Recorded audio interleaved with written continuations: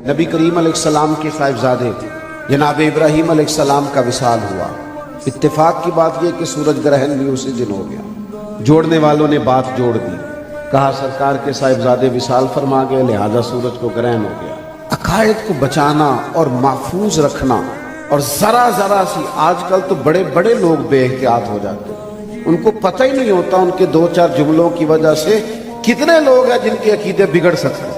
لوگوں نے بات جوڑ دی، کہا وہ حضور کے صاحبزادے چونکہ وصال فرما گئے اس لیے سورج کو گرہن ہو گیا ہے۔ تو اللہ کے رسول صلی اللہ علیہ وسلم نے جمعے کا انتظار نہیں فرمایا، بلکہ اسی وقت فرمایا لوگوں کو مسجد میں جمع کرو۔ جب لوگ مسجد میں جمع ہو گئے تو محبوب پاک نے خطبہ ارشاد فرمایا، لوگوں کی تعلیم کا خیال رکھنا، ان کے نظریات کو بگڑنے سے بچانا، ان کی سوچوں کو فتنے کا شکار ہونے سے بچانا۔ آج کیا کریں، جو بتانے والے ہیں ان کو لوگ سمجھتے ہیں کہ یہ تو پرانی باتیں کر رہا ہے، اور جو بگاڑنے والے ہیں وہ کسی نے کہا تھا بہکانے والے سب تمہارے یار ہو گئے اور سمجھانے والے مفت گناہگار ہو گئے۔ بہکانے والوں کو تو یار بنا لیتے ہو اور سمجھانے والوں کو گناہگار سمجھتے ہو۔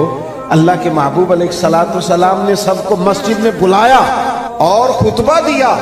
کریم فرمانے لگے یہ سورج اور چاند کو جب گرہن لگتا ہے یہ اللہ کی نشانیوں میں سے نشانی ہوتا ہے۔ حضور فرمانے لگے کسی کے دنیا سے جانے کا اس کے ساتھ کوئی تعلق نہیں ہے۔ لوگوں کو نظریاتی طور پر بچا کے رکھنا، ان کو پختہ نظریات دینا، تعلیم دینا، سمجھانا، یہ ضروری ہوتا ہے۔ ہم نے کیا کیا ہے؟ ہم نے علم کے فروغ کا کام چھوڑ دیا۔